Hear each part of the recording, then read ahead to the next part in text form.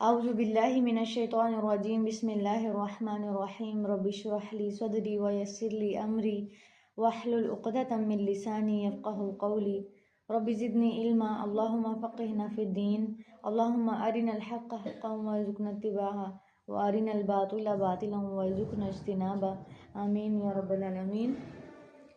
اور آیات آئی تھیں کل کافی ساری طلاق کے حوالے سے بھی۔ ہاں جی، اگر طلاق کے احکامات میں آپ دیکھیں کہ ایسے لگتا ہے کہ جیسے اللہ تعالیٰ اتنے پیک پہ جا کے بھی کہہ رہے ہیں کہ اپنے آپ کو قابو کرو، اپنے جذبات پہ قابو کرو اور اللہ سے ڈرو۔ وجہ یہی ہوتی ہے نا کہ اللہ کا ڈر نہیں ہوتا۔ آپ دیکھیں نا کہ اگر ہمارے معاملات میں اللہ تعالیٰ کا ڈر آ جائے تو ہمارے گھریلو معاملات اس نہج تک پہنچیں بھی نہ، اور اگر پہنچ بھی گئے ہیں فار ایگزامپل، یعنی میاں بیوی کی نہیں انڈرسٹینڈنگ ہو رہی، یعنی وہ یہ سمجھتے ہیں کہ ہم اللہ کی حدود قائم نہیں رکھ سکیں گے، جیسے کل بھی بات ہوئی کہ اللہ کی حدود قائم نہیں رکھ سکیں گے تو علیحدگی ہی بہتر ہے، تو پھر وہ علیحدگی بھی ایک طریقے سے کرتے ہیں۔ لیکن یہ تو تب ہے نا، وہی تو بات، یہ تو تب ہے نا کہ جب دونوں ہی عقل والے ہوں، اور یہ کلچرل ہے بیسیکلی نا۔ بچپن سے بیٹے کے ساتھ اتنی زیادہ توقعات وابستہ کر لی جاتی ہیں جتنی بیٹی سے نہیں کی جاتی۔ ان کو کہا جاتا ہے انہوں نے دوسرے گھر چلے جانا ہے تو ان سے بس پوری رکھی جاتی ہے۔ پوری سے مراد کے محبت کرتے ہیں، لیکن پھر وہ ایک عنصر ہوتا ہے کہ انہوں نے ہم سے دور ہونا ہے۔ لیکن بیٹوں سے اس کے بالکل اینٹی ہوتا ہے کہ ان سے کبھی یہ توقع بھی نہیں رکھ سکتے کہ انہوں نے ہم سے الگ ہونا ہے، ٹھیک ہے۔ تو وہ جب وہ سٹیج آتی ہے، یا میرا خیال ہے کہ آتی ہے، کیونکہ آپ دیکھیں کہ جب ایک شخص پہ ذمہ داری پڑتی ہے تو اگر وہ بائی گھر نہیں علیحدہ ہوتا نا، پھر بھی وہ کہتا ہے نا کہ ایک ہی گھر میں رہ کے اس کو کچھ اس کی سوچیں بدل جاتی ہیں، اس کی ذمہ داری بڑھ جاتی ہے۔ تو اب یہ ساری چیزیں پتہ کب ہیں؟ یہ میرا خیال ہے تب ہے کہ جب ایک عورت کے پاس اس کو چاہیے کہ اپنی جوانی میں ہی بچوں کے علاوہ بھی کچھ وہ کرے۔ اس کا سینٹر آف لائف سے اس کے بچے ہی ہوتے ہیں نا، تو جب بڑھاپے میں وہ کہتی ہے کہ میرا سینٹر آف لائف مجھ سے دور کیسے ہو سکتا ہے، اب میں کیا سوچوں، اب میں کیا کروں۔ اس کو چاہیے کہ اپنے دماغ کو اللہ تعالیٰ نے اس کو صرف ماں نہیں بنایا، اس کو ایک عورت بھی بنایا، اس کو ایک انسان بھی بنایا، اس کا ایک اپنا بھی وجود ہے۔ اس کو چاہیے کہ اپنے وجود کو زندہ رکھنے کے لیے کچھ کرتی رہے، اور بہترین ذریعہ یہ ہے کہ وہ کچھ پڑھتی رہے، کچھ پڑھاتی رہے، یعنی اپنے آپ کو یوٹیلائز کرتی رہے۔ ہمیں زیادہ تکلیف اس لیے ہوتی ہے پاکستانی معاشرے میں کہ ذہنی طور پہ اتنا تیار نہیں ہوتے۔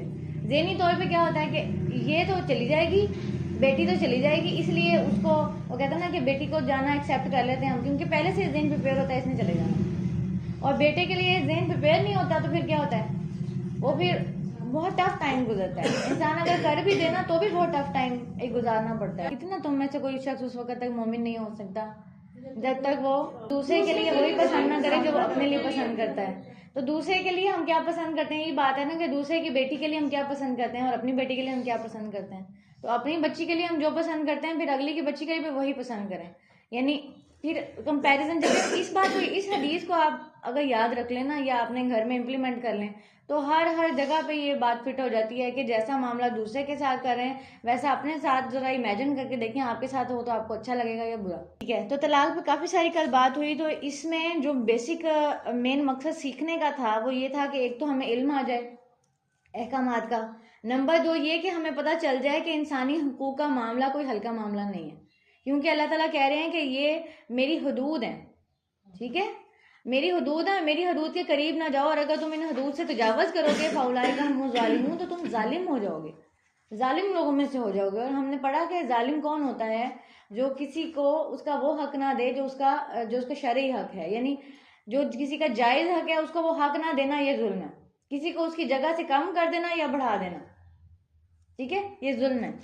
اب یہ جو جب ظلم کرو گے تو کیا ہوگا کہ پھر قیامت کے دن انسان کو روشنی نہیں ملے گی، بلکہ وہ کس کے اندھیرے میں ہوگا، جو اس نے ظلم کیا ہوگا اس کے اندھیرے میں۔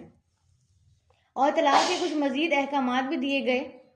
مزید احکامات میں یہ بتایا گیا کہ طلاق کا طریقہ کار کیا ہونا چاہیے، اور اگر 2 طلاق دی ہیں، 2 بار طلاق ہو چکی ہیں، تو اب تیسری بار جو ہے وہ عورت کو مزید تنگ نہیں کیا جا سکتا، یعنی حقوق پروٹیکٹ کیے گئے عورت کے بھی، اور مرد کو بھی اس لحاظ سے جو ہے وہ اویئر کیا گیا کہ وہ اللہ تعالیٰ سے ڈرے، اور عورت کو بھی اس لحاظ سے بتایا گیا کہ اگر وہ دوبارہ صلح کرنا چاہے تو اس کے گھر والے جو ہیں وہ اس کے درمیان نصیحت کی بات کریں، بلکہ روکیں نہیں ان کو، ٹھیک ہے، اگر وہ آپس میں صلح کرنا چاہتے ہیں۔ چلیں آگے دیکھیں، ذہن کلیئر ہے جی۔ اعوذ باللہ من الشیطان الرجیم والوالدات یرضعن اولادہن حولین کاملین لمن اراد ان یتم الرضاعہ۔ اور مائیں دودھ پلائیں اپنی اولاد کو 2 سال مکمل، اس کے لیے جو وہ ارادہ کرے کہ پورا کرے رضاعت کی مدت کو۔ وَعَلَى الْمَوْلُودِ لَهُ رِزْقُهُنَّ وَكِسْوَتُهُنَّ بِالْمَعْرُوفِ، اور اوپر اس والد کے بچہ ہے جس کا خوراک ہے ان عورتوں کی اور لباس ہے ان عورتوں کا بھلے طریقے سے۔ لا تکلف نفس الا وسعها، نہیں تکلیف دیا گیا کوئی نفس مگر اس کی وسعت کے مطابق۔ لا تضار والدۃ بولدها ولا مولود له بولدی، اور نہ نقصان پہنچایا جائے والدہ کو اس کے بچے کی وجہ سے اور نہ والد کو اس کے بچے کی وجہ سے۔ وعلی الوارث مثل ذلک، اور اوپر وارث کے مثل ہے اسی کے۔ اب یہاں تک ذرا آپ کو آیت کو ایکسپلین کر دیتی ہوں۔ نمبر 1 اس میں کیا بات ہوئی ہے کہ دودھ پلانے کی رضاعت کی مدت کیا ہے؟ 2 سال۔ پورے 2 سال، جو اس مدت کو پورا کرنا چاہے۔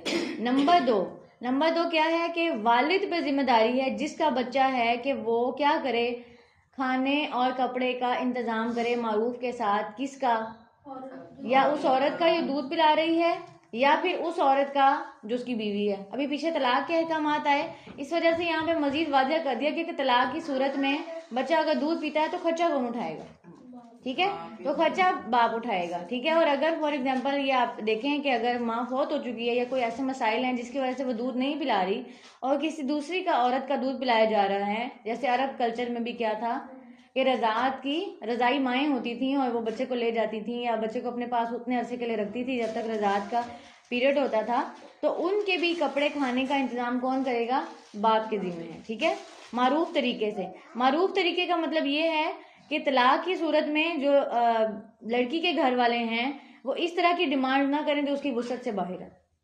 اس لیے یہاں پہ یہ بات ہوئی کہ لا تکلف نفس الا وسعها، کہ تکلیف نہ دی جائے کسی کو اس کی وسعت کے مطابق ہی صرف، اور والدہ کو بھی کوئی نقصان نہ پہنچایا جائے اور والد کو بھی کوئی نقصان نہ پہنچایا جائے۔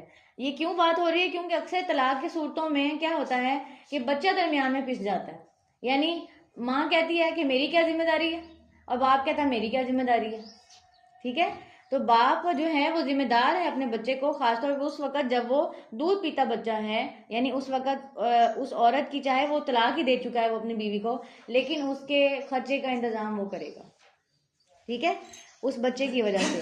وہ علی الوارث مثل ذالک، اور اوپر وارث کے مثل اسی کے ہیں، یعنی اگر والد فوت ہو چکا ہے کوئی اور وارث ہے اس کا تو وہ بھی خرچہ دے گا عورت کو جب تک کہ وہ دودھ پلائے گی۔ فَإِنْ أَرَادَ فِصَالًا، پھر اگر وہ دونوں ارادہ کر لیں دودھ چھڑانے کا، ان تراضٍ باہم رضامندی سے، منہما ان دونوں کی، وتشاورٍ فلا جناح علیہما، تو آپس میں باہم مشورے سے تو نہیں کوئی گناہ ان دونوں پر۔ یعنی اگر وہ رضاعت کی مدت پوری ہونے سے پہلے ہی دودھ چھڑوانا چاہیں تو آپس کے مشورے سے بھی چھڑوا سکتے ہیں، یعنی اس میں کوئی بھی کنڈیشن ہو سکتی ہے، جیسے کہ ماں کی صحت اس قابل نہیں ہے، جیسے کہ طلاق کی صورت میں بچہ جو ہے والد کے پاس رہ گیا ہے۔ اب وہاں پر کیا ہے کہ اگر دودھ چھڑائیں گے تو ظاہر ہے کہ دودھ کا کوئی اور انتظام کریں گے، یا تو اس کی رضاعت کا انتظام کریں گے یا پھر دوسرے دودھ اس کو پیکیجز دودھ جو ہے اس پہ عادت ڈلوائی جائے گی۔ تو یہ کب جائز ہے؟ یہاں بات ہو رہی ہے وَتُشَاوِرٍ فَلَا جُنَاحَ عَلَيْهِمَا، یعنی زبردستی والا معاملہ نہیں کرنا کہ بس تم چلی جاؤ یہ بچہ میرے پاس رہے گا اور میں خود ہی دیکھ لوں گا اس کے کھانے پینے کو، نہیں، وَتُشَاوِرٍ آپس میں مشورہ کرنا ہے۔ اب یہاں طلاق یافتہ عورت سے کوئی مشورہ کرے، ہاں جی، وہاں تو کھینچ لی جاتی ہے اولاد، تو یہاں پہ کیا کہا جا رہا ہے کہ مرد کا بھی اتنا ہی بچہ ہے، عورت کا بھی اتنا ہی بچہ ہے۔ جہاں خرچے کی بات ہوگی وہاں والد کو جو ہے وہ کوپریٹ کرنا چاہیے، اور جہاں پہ دودھ پلانے کی بات ہوگی وہاں عورت کو یہ چیز نہیں کرنی چاہیے کہ تمہارا بچہ تم رکھو میں کیوں دودھ پلاؤں، تو وہ تمہارا بھی بچہ ہے۔ ٹھیک ہے، تو آپس کے مشورے کے ساتھ بچے کا فیصلہ ہوگا۔ وَإِنْ أَرَدْتُمْ، اور اگر ارادہ کرو تم، ان تستعرضوا، کہ تم دودھ پلواؤ، اولادکم، اپنی اولاد کو، یعنی کسی اور سے، فلا جناح علیکم، تو بھی تم پر کوئی گناہ نہیں۔ ٹھیک ہے، اذا سلمتم ما اعطیتم بالمعروف، جب سپرد کر دو تم جو دینا تھا تم نے معروف طریقے سے، یعنی اب فیصلہ ہو چکا، طلاق ہو چکی، علیحدگی ہو چکی، اس صورت میں معروف طریقے پہ جو فیصلہ ہوا ہے کہ کس کے پاس اولاد رہے گی، اس طرح کی کنڈیشن آ گئی کہ جس میں باپ کے پاس چھٹتی ہے تو کسی اور سے بھی دودھ پلوا سکتا ہے، اور اگر عورت کے پاس آ جاتا ہے بچہ تو پھر مرد اس کی ذمہ داری اٹھائے گا اس بچے کے دودھ پینے کی، اس کے کھانے کپڑے کی، اور اس کی ماں کی بھی، کیونکہ دودھ اس کو کون پلا رہا ہے؟ اس کی والدہ پلا رہی ہے نا۔ واتقوا اللہ، اور ڈرو اللہ سے، وعلموا، اور جان لو، ان اللہ بما تعملون بصیر، بے شک اللہ جو تم کرتے ہو خوب دیکھنے والا ہے۔ ہر آیت کے اینڈ میں آ رہا ہے واتقوا اللہ، واتقوا اللہ، اللہ سے ڈرو۔ اللہ سے ڈر کے معاملہ جب کیا جاتا ہے نا، پھر انسان کو پتا ہوتا ہے کہ اللہ مجھے دیکھ رہا ہے اور جب اللہ سے ڈر کے معاملہ نہیں کیا جاتا تو پھر اس دنیا میں تو اللہ تعالیٰ تو دیکھتا ہی رہتا ہے، اس دنیا میں چاہے جتنی بھی زیادتی کریں، لیکن پھر آگے جا کے جواب آپ نے اللہ کو دینا ہے اسی چیز کا۔ والذین یتوفون منکم، اور جو فوت کر لیے جاتے ہیں تم میں سے، ویذرون ازواجا، اور وہ چھوڑ جاتے ہیں بیویاں، یتربصن، وہ انتظار میں رکھیں، بانفسہن، اپنے آپ کو، اربعۃ اشہر و عشرہ، 4 مہینے اور 10 دن، یعنی جن کے فوت ہو جائیں شوہر تو ان بیویوں کے لیے کیا عدت ہے؟ 4 مہینے اور 10 دن، ٹھیک ہے۔ پیچھے طلاق کی عدت بتا دی ہے، آپ دیکھیں سارے احکامات ایک دوسرے سے بہت ریلیٹ کرتے ہیں، اس لیے سارے اللہ تعالیٰ نے ایک ہی جگہ پہ بتا دی ہیں۔ کئی بار رضاعت جو ہے وہ اس صورت میں ہوتی ہے کہ طلاق ہو جاتی ہے، اور کئی بار جو ہے وہ رضاعت اس وجہ سے شفٹ ہو جاتی ہے کہ اس بچے کا والد ہی فوت ہو گیا، اب کون خرچہ اٹھائے گا، ٹھیک ہے۔ تو آگے اس میں احکامات آئیں گے سارے کہ 4 مہینے اور 10 دن جو ہے وہ عورت کی عدت ہے جب اس کا شوہر فوت ہو جائے۔ فَإِذَا بَلَغْنَ أَجَلَهُنَّ، پھر جب وہ پہنچے اپنی عدت کو، فَلَا جُنَاحَ عَلَيْكُمْ، تو تم پر کوئی گناہ نہیں، فیما، اس میں جو فعلنا وہ کریں، فی انفسہن بالمعروف، اپنے نفسوں کے بارے میں معروف طریقے سے، یعنی جب عدت پوری ہو جائے پھر چاہے تو وہ شوہر کا گھر چھوڑ کے جانا چاہیں تو بھی معروف طریقے سے، جیسا وہ فیصلہ کریں گے اپنے حوالے سے، اور اگر وہ وہیں رہنا چاہیں تو بھی معروف طریقے کے مطابق ہوگا، یعنی سچویشن ٹو سچویشن بھی مختلف ہے۔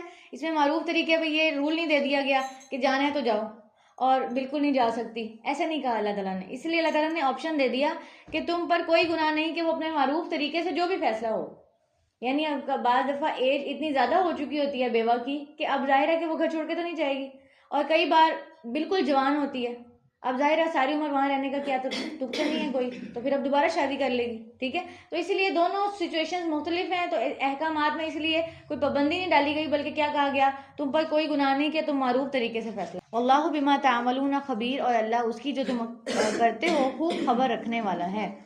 ولا جناح علیکم فیما عرضتم به من خطبۃ النساء، اور نہیں کوئی گناہ تم پر اس میں سے جو اشارہ کرو تم ساتھ اس کے پیغام نکاح میں سے عورتوں کے، او اکننتم فی انفسکم، یا چھپائے رکھو تم اپنے نفسوں میں، یعنی اب پیچھے بیوگی ہو گئی اور یہاں پر جو ہے کوئی چاہتا ہے کہ اس بیوہ سے شادی کر لے تو اس کو وہ عدت کا پیریڈ رکنا پڑے گا، عدت کے اندر وہ پیغام نکاح نہیں بھیج سکتا جب تک کہ وہ عورت عدت سے نہیں گزر جاتی۔ پھر اللہ تعالیٰ کہہ رہے ہیں کہ چاہے تم اس کو اشارتاً کرو یا پھر اپنے نفسوں میں چھپائے رکھو تو تم پر کوئی گناہ نہیں، یعنی کہ واضح طور پہ آپ پیغام نہیں بھیج سکتے لیکن اشارہ کنایہ میں کہہ سکتے ہیں کہ اللہ تعالیٰ بہتر کرے گا، اللہ تعالیٰ آپ کے لیے اسباب بنائے گا، کوئی نہ کوئی آپ کا ہاتھ تھام لے گا، یعنی کچھ بھی آپ اشارتاً اس سے بات کر سکتے ہیں۔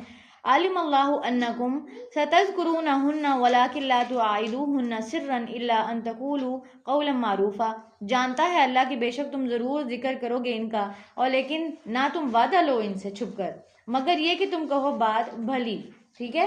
تو آپ دیکھیں یہ سارے احکامات جو ایسا لگتا ہے کہ پورے معاشرے کے اندر جہاں جہاں پہ بھی ضرورت ہے وہاں پہ کتنے مفید ہیں کہ اگر کوئی بیوہ ہے تو کبھی بھی وہ یہ نہ کرے کہ کسی انسان سے عدت ختم ہونے سے پہلے نکاح کا وعدہ کر لے، کیونکہ اس سے کیا ڈر ہوگا، آپ دیکھیں کہ جس کے گھر میں ایک بیٹا فوت ہوا ہے وہ تو کیا سمجھے گا کہ شاید یہ پہلے سے ہی اس نے شادی کرنی تھی، اور پتہ نہیں میرے بیٹے کو مار تو نہیں دیا، اور پتہ نہیں کچھ ایسا تو نہیں کر دیا، ٹھیک ہے۔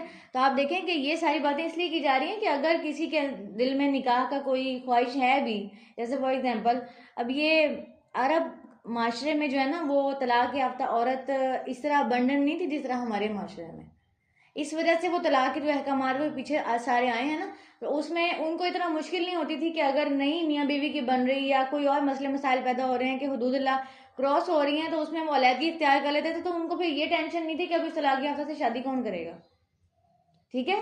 نبی کریم صلی اللہ علیہ وسلم نے خود بھی شادیاں کی ہیں نا، بیوہ سے بھی کی ہیں، کنواری سے بھی کی ہیں، آپ دیکھیں ان کے ہاں بہت زیادہ عرصہ جو ہے وہ چیز رہتی نہیں تھی، دیکھا جاتا تھا کہ لڑکی اچھی ہے اور کیا ریزن بنی طلاق ہونے کی، اور دوسرا اس کے بعد خاندان دیکھا جاتا تھا، نکاح کر لیا جاتا تھا۔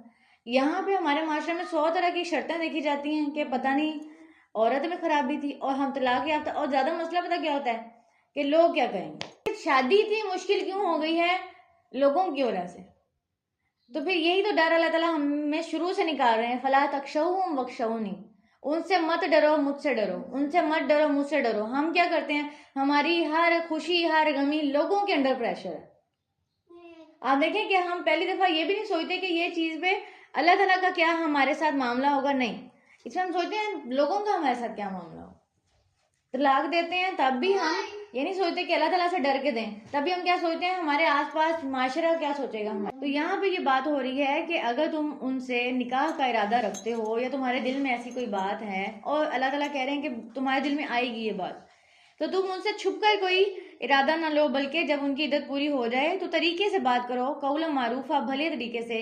ولا تعزموا عقدۃ النکاح، اور نہ تم عزم کرو عقد کا نکاح کے، حتی یبلغ الکتاب اجلہ، یہاں تک کہ پہنچ جائے مقرر میعاد اپنی مدت کو، یعنی ان کی عدت پوری ہو جائے تو نکاح کرو، دوران عدت نکاح بھی نہیں ہو سکتا. نکاح تو کیا، نکاح کا پیغام بھی نہیں بھیجا جا سکتا. وَاعْلَمُوا أَنَّ اللَّهَ يَعْلَمُ مَا فِي أَنفُسِكُمْ فَاحْذَرُوا، اور جان لو بے شک اللہ جانتا ہے اسے جو تمہارے نفسوں میں ہے، پس ڈرو اس سے. پھر بار بار وہی بات، اللہ سے ڈرو، اللہ سے ڈرو. جو اللہ سے ڈرتا ہے نا وہ ایسا معاملہ نہیں کرتا. اور اللہ سے کون ڈرتا ہے؟ نہیں، قرآن مجید میں ہی آتا ہے، آگے آتا ہے کہ اللہ تعالیٰ سے سب سے زیادہ ڈرنے والے تو اس کے علم والے بندے ہوتے ہیں. اللہ سے کون ڈرتا ہے؟ جس کو علم ہوتا ہے. علم کے بغیر بندہ تو نہیں ڈرتا نا اللہ سے. تو کتنی ضرورت ہے پھر ہمیں علم کی، اور کتنی ضرورت ہے ہمیں اس جہالت کے اندھیروں کو اپنے معاشرے سے نکالنے کی. تو ہمارا صرف جنرل مقصد بھی کیا ہو، آپ سب اپنے دل میں ایک مقصد بنا لیں کہ میں نے جہالت کے اندھیرے کو اپنے معاشرے سے، اپنے گھر سے، اپنے آس پاس سے دور کرنا ہے. اور اس کے لیے سمپل طریقہ یہ ہے کہ آپ ان تک قرآن پہنچا دیں، یا آپ ان کو سکھا دیں، یا اگر آپ سکھانے کے قابل نہیں ہیں تو سیکھنے والوں تک پہنچا دیں، یا پھر ان کو کہیں چلیں کچھ نہ کریں، ترجمہ ہی پڑھ لیں، ترجمہ ہی پڑھ لیں. اللہ ہم سے کہہ رہے ہیں. مسئلہ یہ ہوتا ہے کہ ہمیں پتہ ہی نہیں ہے کہ ہمارا رب ہم سے چاہتا کیا ہے. اب یہ سارے احکامات اللہ تعالیٰ نے ہمارے لیے دیے ہیں یا اللہ تعالیٰ کے دینے کا کوئی فائدہ تھا اس میں؟ زیادہ مسئلہ تو ہمارے ساتھ ہے نا، ہمارے لیے فائدہ مند نہیں ہے اور ہمیں اپنے فائدے کی چیز ہی نہیں سمجھ میں آ رہی. جیسے پہلے بھی مثال دی تھی کہ کسی کے پاس چیک پڑا ہوا ہے اور وہ پڑھا لکھا نہیں ہے شخص، کو پتہ ہی نہیں کہ یہ چیک ہے، تو سالوں سال اس کے پاس پڑا رہے گا اور وہ محتاجی کی زندگی گزارتا رہے گا، وہ چیک کو نہیں سمجھ. تو اس کو چاہیے نا کہ یا تو عربی زبان سیکھ لیں یا تو اردو میں پڑھ لیں، اور پڑھیں ضرور. یعنی اردو میں پڑھنا کتنا ضروری ہے کہ رمضان میں آپ دیکھیں قرآن پہ قرآن ختم ہو رہے ہیں کہ نہیں ہو رہے، لیکن پتہ ہی نہیں اندر کیا ہے. تو بہتر نہیں ہے کہ آپ ایک پڑھیں، آدھا پڑھیں، لیکن آپ ایک قرآن کے ساتھ اپنے سفر کو شروع کریں کہ میں نے اس کو جاننا ہے کہ اللہ تعالیٰ نے مجھے کیا کہا ہے. اس کو جاننے کی کوشش کریں. جب آپ اس کو جاننے کی کوشش کریں گے وہ چیک آپ کے ہی کام آئے گا، وہ آپ کی زندگی آسان کرے گا، آپ کی آسان کرے گا، پھر آپ کے آس پاس والوں کی آسان کرے گا. ٹھیک ہے؟ تو یہ میرا آپ کا کسی ایک بندے کا فریضہ نہیں ہے، صرف سب کے اوپر ہے. قرآن کا حق ہے کہ اس کو پڑھا جائے، اس کو حفظ کیا جائے، اس کی تبلیغ کی جائے. یہ ہم سب پہ قرآن کا حق ہے. تو جس لیول پہ آپ کر سکتے ہیں اس لیول پہ کریں. چاہے ایک آیت سکھا دیں، کسی کو ایک آیت سکھا دیں. نبی کریم صلی اللہ علیہ وسلم نے کیا فرمایا حجۃ الوداع کے موقع پر؟ بلغوا عنی ولو آیہ، مجھ سے بات پہنچا دو چاہے وہ ایک ہی آیت کیوں نہ ہو. آپ نہیں پورا قرآن سکھا سکتے اسے کسی کو، آپ سیکھ کے جاتے ہیں کسی کو وہ آیت بتا دیں کہ آج میں نے یہ آیت پڑھی، آج میں نے یہ ترجمہ سیکھا. آپ بھی پڑھیں، کھول کے دیکھیں کہ اللہ تعالیٰ کیا کہہ رہے ہیں. ہمیں تو پتہ ہی نہیں تھا کہ یہ ہمارے فائدے کے لیے آیات ہے. ٹھیک ہے؟ پھر آگے دیکھیں وَاعْلَمُوا أَنَّ اللَّهَ يَعْلَمُ مَا فِي أَنفُسِكُمْ فَاحْذَرُوا، تو بے شک اللہ تعالیٰ جانتا ہے جو تمہارے نفسوں میں ہے، پس ڈرو اس سے. وَاعْلَمُوا أَنَّ اللَّهَ غَفُورٌ حَلِيمٌ، اور جان لو بے شک اللہ بخشنے والا ہے، بہت بردبار ہے. لا جناح علیکم ان طلقتم النساء ما لم تمسوهن او تفرضوا لهن فریضہ. اب پیچھے جو ہے وہ بات ہوئی ہے، آپ دیکھیں کہ طلاق سے پھر رضاعت کی طرف آئی، رضاعت سے پھر عدت کی طرف آئی، اور عدت سے پھر اب جو ہے وہ بات ہو رہی ہے مہر کی طرف. ٹھیک ہے؟ حق مہر کی طرف بات جا رہی ہے. اور یہ سارے احکامات نا آپس میں بہت ریلیٹ کرتے ہیں، اس لیے سارے ایک جگہ پہ آئے ہیں. نہیں کوئی گناہ تم پر کہ اگر تم طلاق دے دو عورتوں کو جبکہ نہ تم نے چھوا ہو انہیں یا تم نے مقرر کیا ہو ان کے لیے کوئی مہر. ٹھیک ہے؟ تم پر کوئی گناہ نہیں ہے کہ تم کیا نہ کرو، جب تم کسی ایسی عورت کو طلاق دو جس کو تم نے چھوا نہ ہو یا تم نے اس کا حق مہر مقرر نہ کیا ہو، تو تم پر کوئی گناہ نہیں. وَمَتِّعُوهُنَّ، اور مال و متاع دو انہیں، عَلَى الْمُوسِعِ، اوپر وسعت والے کے، قَدَرُهُ، اس کی وسعت کے مطابق ہے، وَعَلَى الْمُقْتِرِ قَدَرُهُ، اور اوپر تنگ دست کے، اس کی وسعت کے مطابق ہے. متاع بالمعروف، فائدہ پہنچانا ہے بھلے طریقے سے. حقاً علی المحسنین، حق ہے اوپر نیکی کرنے والوں کے. یعنی ایسی عورت آپ دیکھیں کہ بعض دفعہ نکاح ہوتا ہے اور رخصتی نہیں ہوتی اور طلاق ہو جاتی ہے. ٹھیک ہے. اب یہاں پہ اس کے احکامات دیے جا رہے ہیں کہ اگر کسی ایسی عورت کو طلاق دی جائے جس کو تم نے ٹچ نہیں کیا، جس کے ساتھ تم نے اکیلے کوئی جو ہے خلوت سے فائدہ نہیں اٹھایا اس کی، اور دوسرا کیا ہے کہ تم نے کوئی حق مہر بھی مقرر نہیں کیا، یعنی کہ نکاح ہوا بڑا فارمل قسم کا نہیں ہوا بلکہ کیجولی ایک جیسے نکاح کر دیا جاتا ہے کہ ہم اپنے بچے اور تمہارے بچے کا نکاح کر دیتے ہیں پھر جب بڑے ہوں گے. بعض دفعہ ایسا بھی سین ہے نا، تو اس میں کوئی حق مہر تو فکس نہیں کیا جاتا. اب وہ آگے جا کے رشتہ نہیں چلا یا نہیں جو ہے وہ ایگری ہوئے شادی کو، اب وہ طلاق کی صورتحال آ گئی، اب کیا کرنا ہے، اب کیا حق مہر دینا ہے، کیونکہ حق مہر تو فکس ہی نہیں ہوا تھا. تو یہاں پہ کیا ہے، وَمَتِّعُوهُنَّ، تو مال و متاع دو انہیں اپنی وسعت کے مطابق، یعنی پھر کتنا حق مہر دیا جائے گا کچھ جب فکس نہیں ہوا تھا تو دیکھا جائے گا کہ خاندان میں کیا چل رہا ہے، اس کے ایج کی لڑکیوں کو کتنا ملا. ٹھیک ہے، یعنی جو معروف طریقے سے چل رہا ہے وہ حق مہر دے کے طلاق لے لی جائے گی، یعنی پھر بھی حق مہر آپ کچھ نہ کچھ دیں گے، یعنی وہ اتنا تو نہیں لیکن کچھ نہ کچھ ضرور دیں. ٹھیک ہے، اسی لیے اللہ تعالیٰ کہہ رہے ہیں حقاً علی المحسنین، نیکی کرنے والوں پر یہ حق ہے، اور جتنی وسعت ہوگی لڑکے والے کی فیملی کی یا لڑکے کی اس کے مطابق دے گا. اگر تنگ دست ہے تو اس کے مطابق دے گا حق مہر، اور اگر وہ فراغ ہے وسعت والا ہے تو اس کے مطابق دے گا. ٹھیک ہے، تو اسے بھی کیا پتہ چلتا ہے کہ حق مہر ایک ہی چیز نہیں لے لینی چاہیے کہ حق مہر جو تھا وہ 32.5 روپے ہے، 32.5 روپے ہی رہے گا. نہیں بھائی، وسعت والے پہ اس کی وسعت کے مطابق ہے. جو کروڑوں افورڈ کر سکتے ہیں تو وہ اگر لڑکی کو بیاہ کے لے کے جا رہے ہیں تو اس کا حق، اس کا گفٹ ہے یہ. تو اگر آپ کسی کو گفٹ دیتے ہیں تو آپ کسی کو 30 روپے دیتے ہیں، 500 روپے دیتے ہیں. بلکہ ایون آپ دیکھیں کہ وہی دلہن جس کو آپ اپنے گھر لے کے جا رہے ہیں، آپ ویسے تو اس کو سلامی میں کتنے دے رہے ہیں، اور حق مہر میں کیا لکھا ہوا؟ تو حق مہر تو اس کا جائز حق ہے جو اللہ تعالیٰ نے اس کے لیے ایز اے گفٹ رکھا ہے. نکاح کی صورت میں عورت کو کچھ گفٹ کیا جائے گا اس کے شوہر کی طرف سے، جس کو حق مہر کہتے ہیں.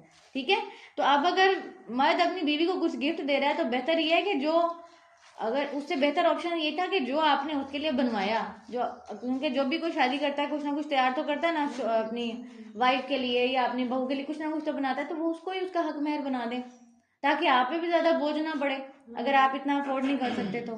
ٹھیک ہے، لیکن اس طرح سے نہ کریں کہ سنت کا نام لے کے آپ دیکھیں کہ سنت کا نام لے کے اگر آپ کرتے ہیں تو آپ دیکھیں کہ ان کی وسعت کے مطابق ان پہ رکھا گیا تھا. آپ دیکھیں حضرت علی کی کیا وسعت تھی اس وقت، جس وقت حضرت فاطمہ کا نکاح ہوا اس وقت اگر آپ دیکھیں کہ حضرت علی کے پاس اپنا کوئی گھر نہیں تھا، یعنی پرسنل ذاتی کوئی گھر نہیں تھا. تو نبی صلی اللہ علیہ وسلم نے کون سا گھر دیکھے تھے ہماری طرح؟ انہوں نے تو کریکٹر دیکھا تھا. ٹھیک ہے، تو بات یہ کہ پھر انہوں نے اسی وجہ سے ان کے ساتھ اتنی آسانی کی. تو آپ یہ دیکھیں کہ کیونکہ وہ ان کے کزن بھی لگتے تھے تو اگر کسی کو اس طرح سے بھی ایڈ کیا جا سکتا ہے، ان کی ڈبل رشتہ داری بھی کہیں کہیں لگتی ہے. ٹھیک ہے، تو یہاں پہ کیا بات ہو رہی ہے کہ حقاً علی المحسنین، نیکی کرنے والوں پر حق ہے کہ وہ معروف طریقے سے کچھ نہ کچھ دے دیں.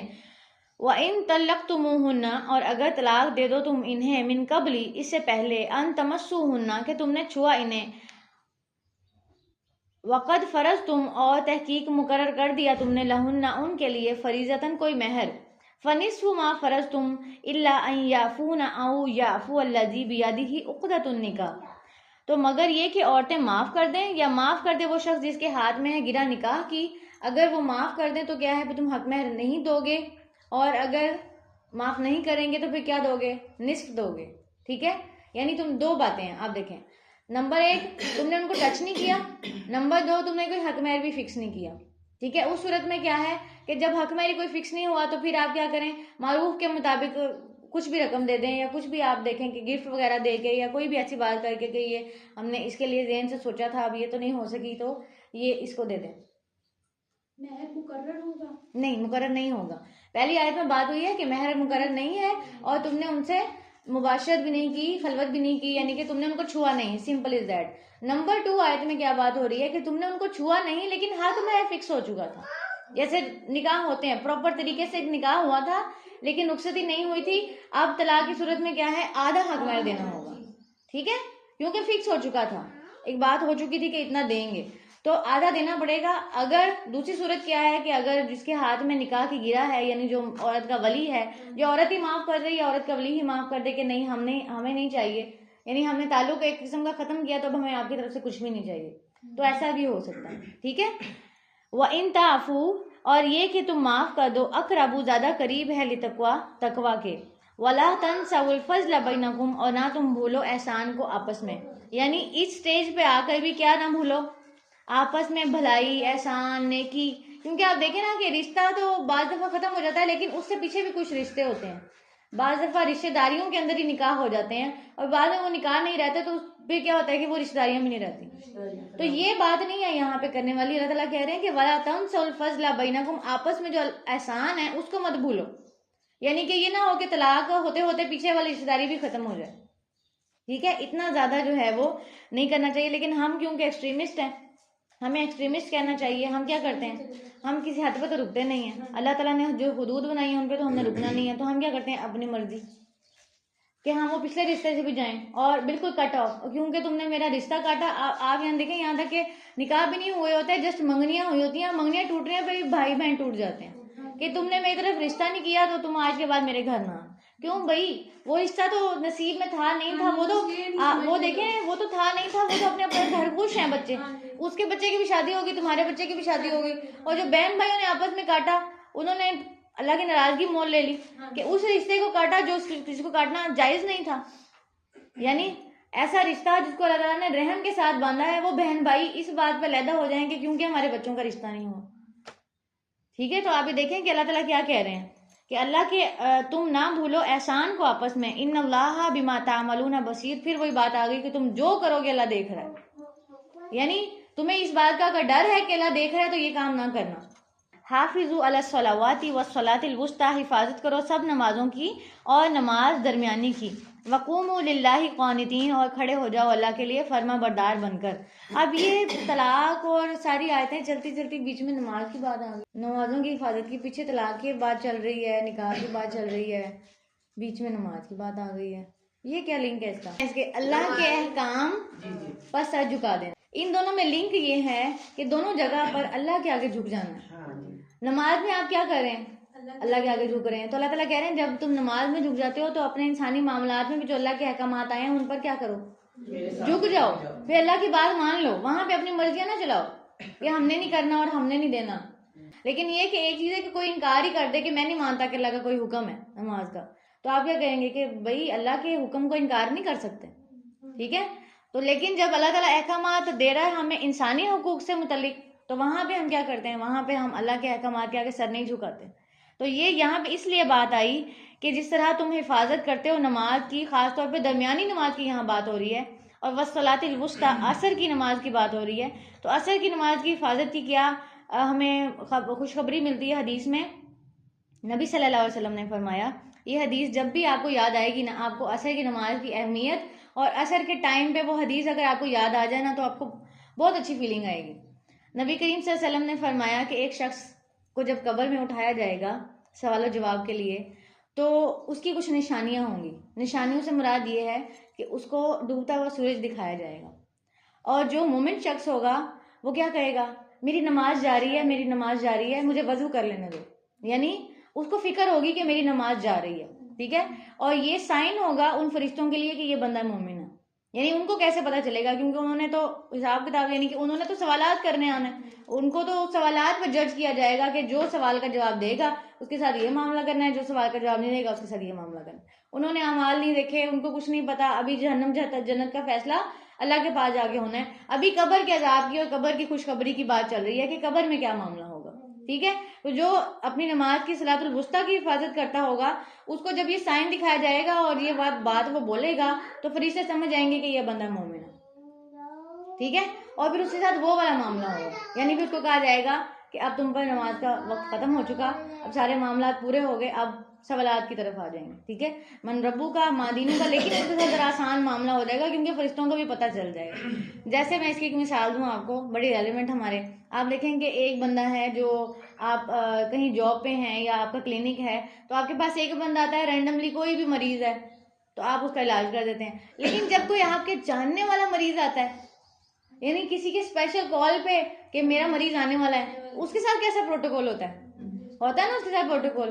تو یہی والا پروٹوکول دیں گے بھی فرشتے. یعنی حساب کتاب تو اس کے ساتھ بھی ہوگا، یعنی اس کے ساتھ بھی سوالات کیے جائیں گے، لیکن پھر اس کو تھوڑا سا پروٹوکول دے دیا جائے گا، اس کا ذرا ہاتھ ہلکا رکھ لیا جائے گا اس کے اوپر. تو یہ ایک سائن ہوگا جو قبر میں دکھایا جائے گا اس بندے کو والصلاۃ الوسطی کی جو حفاظت کرتا ہوگا. ٹھیک ہے.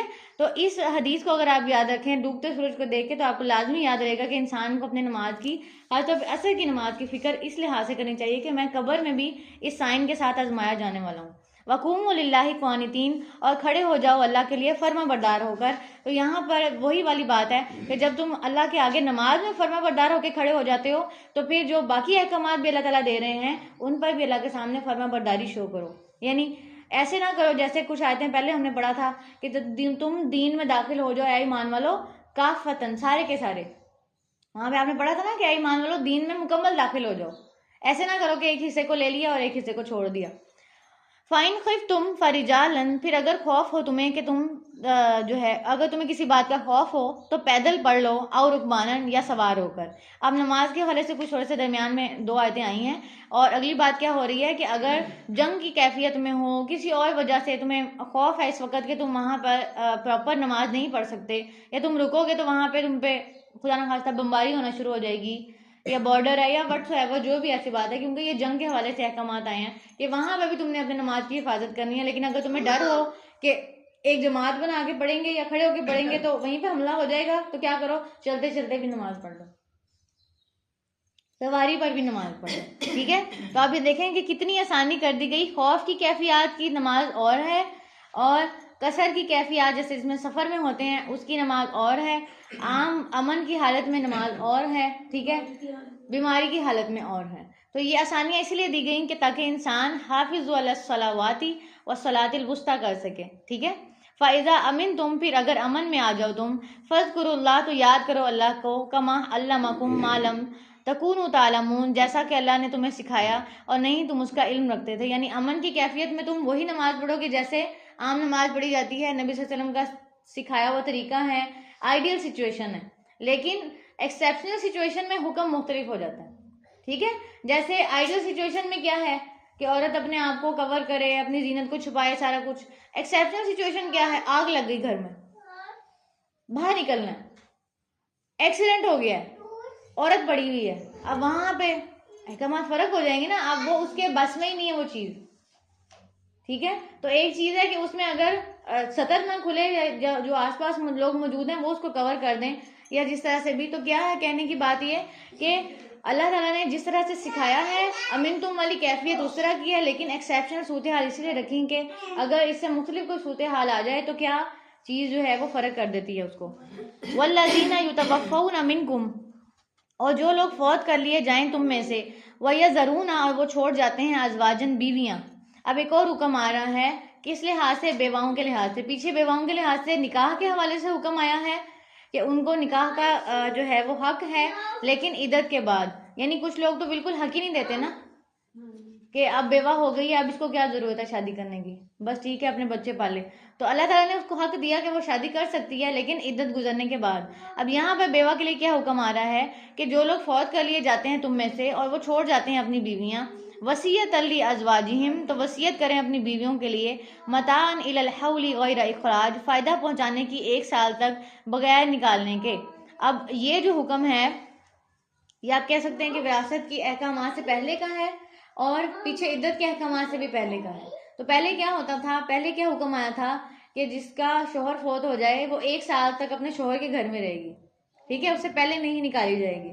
اور دوسرا یہ کہ اس کے لیے وصیت کر کے جائے گا، اس کا شوہر یا کوئی بھی وصیت جو ہے وہ بیوی کے لیے جو ہے وہ کر کے جائے گا. لیکن جب احکامات آ گئے وراثت کے تو اس میں بیوی کا الگ سے حصہ لگ گیا کہ شوہر اگر فوت ہوگا اور بچے ہیں تو بیوی کو اتنا ملے گا، اور اگر شوہر فوت ہو جائے اور بچے نہیں ہیں تو بیوی کو اتنا حصہ ملے گا. ٹھیک ہے. تو جب اللہ تعالیٰ نے خود ہی فکس کر دیا عورت کا حصہ کہ اس کا وراثت میں حق ڈال دیا، یعنی کسی وصیت پہ رہنے نہیں دیا کہ اگر وہ نہ کر سکے تو آپ دیکھیں کہ جب جس کے بارے میں وراثت کا کوئی قانون نہ آتا تو پھر اس کے ساتھ کیا ہوتا معاملہ، اس کو کہا تھا تمہارا کوئی حق نہیں ہے تم جاؤ. ٹھیک ہے.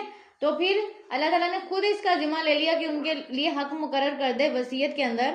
اور یہ والا جو حکم ہے یہ تلاوت میں ہے لیکن ایز اے امپلیمنٹیشن جو ہے یہ منسوخ ہو چکا ہے، کیونکہ اس کے بعد ایک اچھا حکم آ چکا ہے اس سے بہتر.